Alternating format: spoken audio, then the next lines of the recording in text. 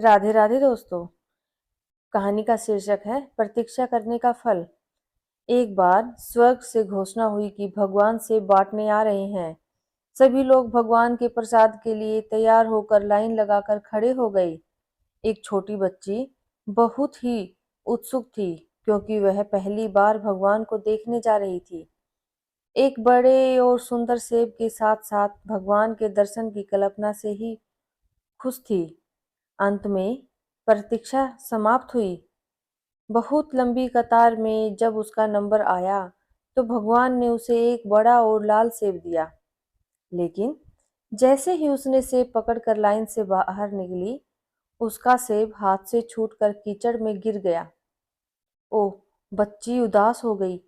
अब उसे दोबारा से लाइन में लगना पड़ेगा। दूसरी लाइन पहली से भी लंबी थी, लेकिन कोई और रास्ता नहीं था।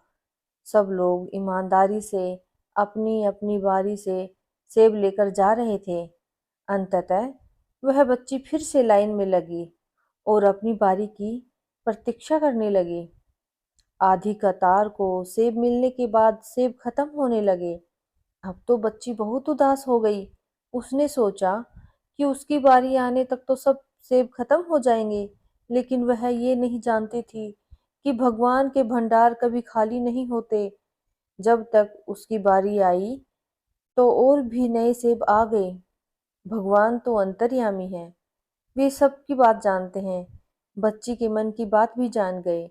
उन्होंने इस बार बच्ची को सेब देकर कहा कि पिछली बार वाला सेब एक तरफ से सड़ चुका था, तुम्हारे लिए सही नहीं था, इसलिए मैंने मैंने ही उसे तुम्हारे हाथों से गिरवा दिया था। दूसरी तरफ लंबी कतार में तुम्हें इसलिए लगना पड़ा क्योंकि नए सेब अभी पेड़ों पर थे, उनके आने में समय बाकी था, इसलिए तुम्हें अधिक प्रतीक्षा करनी पड़ी। ये सेब अधिक लाल, सुंदर और तुम्हारे लिए उपयुक्त हैं।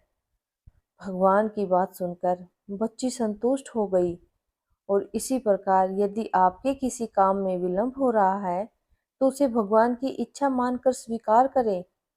जिस प्रकार हम अपने बच्चों को उत्तम से उत्तम देने का प्रयास करते हैं, उसी प्रकार भगवान भी अपने बच्चों को वही देंगे जो उनके लिए उत्तम होगा।